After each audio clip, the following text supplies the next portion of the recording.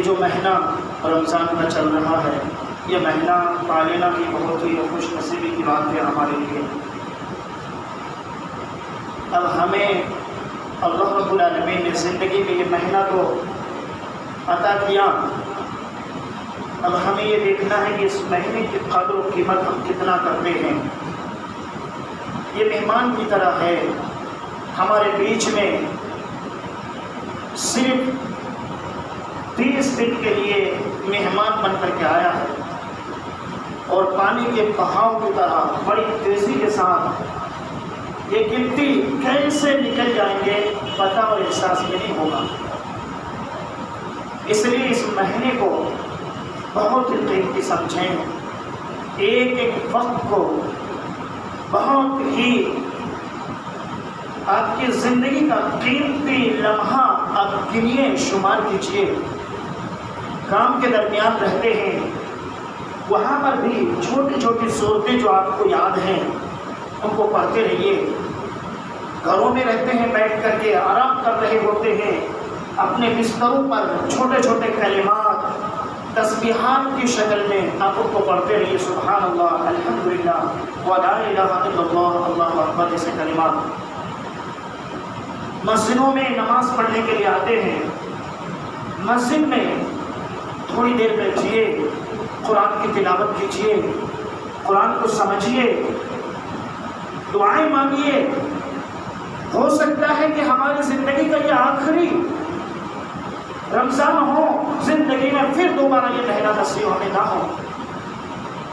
یہ مہینہ قرآن کی تلاوت کا شاندار مہینہ ہے، اور اللہ رب العالمین نے اسی کی جانب اشارہ کرتے ہوئے ارشاد فرمایا، شہر رمضان الذی انزل فیہ القرآن۔ رمضان کا مہینہ وہ ہے جس میں اللہ رب العالمین نے قرآن نازل فرمایا، قرآن اتارا، جو قرآن ھدی للناس وبینات من الھدی والفرقان، جو قرآن لوگوں کے لیے سراپا ہدایت کا ذریعہ ہے، جو قرآن ہدایت اور گمراہی، حق و باطل کے درمیان فرق کرنے کی کتاب ہے۔ فمن شہد منکم الشہر فلیصمہ، تو اللہ کے بندو، مسلمانوں، ایماندار لوگوں، تم میں سے جس کو بھی یہ مہینہ نصیب ہو اس مہینے کے روزہ کو رکھو۔ ومن کان مریضا او علی سفر فعدۃ من ایام اخر، ہو سکتا ہے کہ تمہارے گھروں میں کچھ لوگ بیمار چل رہے ہوں، تو بیمار جو جوان ہیں، طاقتور ہیں، لیکن وقتی طور کے لیے بیمار ہوئے ہیں، وہ لوگ بیماری کی وجہ سے، مجبوری کی وجہ سے جتنے دن دوائی چل رہی ہے، جتنے دن روزہ رکھنے کی ان کے اندر ہمت اور حوصلے نہیں ہے، روزہ چھوڑ دے، یہ اللہ نے آسانی دیا ہے۔ لیکن رمضان کے بعد جیسے ہی اللہ رب العالمین ان کو صحت یاب اور تندرست بنائے، اس کی قضا کر لے۔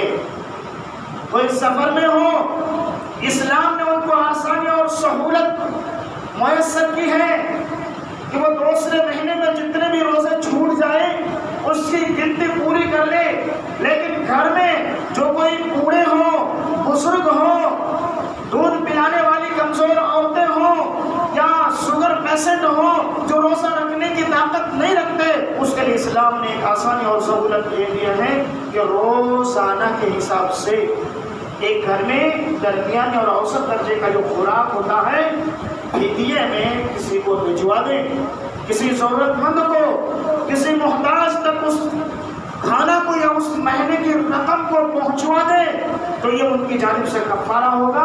روزہ اس بیماری کی وجہ سے یا بوڑھاپے کی وجہ سے جو رکھ نہیں پا رہا ہے، یا خواتین جو کمزور ہیں، بچے کو دودھ پلانے کی وجہ سے مجبوراً انہیں روزہ ترک کرنے کی ضرورت پڑ رہی ہے، تو ایسی صورت میں وہ گناہ سے بچ جائیں گے، اور یہ جو ان کی جانب سے رقم دیا جائے گا ضرورت مند کو، یہ ان کے لیے کفارہ ہوگا۔ لیکن ہاں، دودھ پلانے والی عورتیں رمضان کے بعد دوسرے مہینے میں اس کی قضا کرنی پڑے گی ان کو۔ اگر کمزور ہو، رکھنے کی ہمت ہی نہ ہو تو الگ بات ہے، مجبوری ہے اور بیمار کے درجے میں ہوگی۔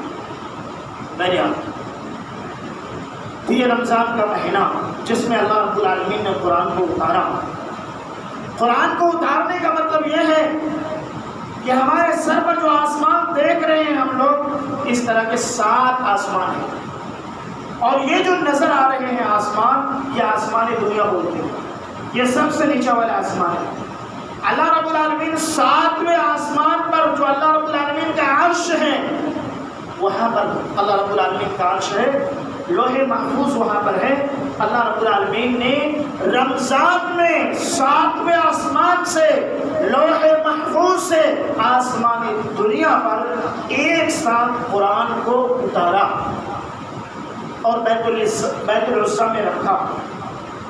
پھر بیت العزا سے، آسمانی دنیا سے 23 سالوں میں 23 ایئرس کے اندر اللہ کے نبی صلی اللہ علیہ وسلم کو جب ضرورت پڑی، جب مسائل پیش آئے، 1 آیت 2 آیت 1 سورت 2 سورت کر کے اللہ تعالیٰ نے وقفہ بوقفہ 23 سالوں میں مکمل قرآن کو اللہ کے نبی صلی اللہ علیہ وسلم پر نازل کیا.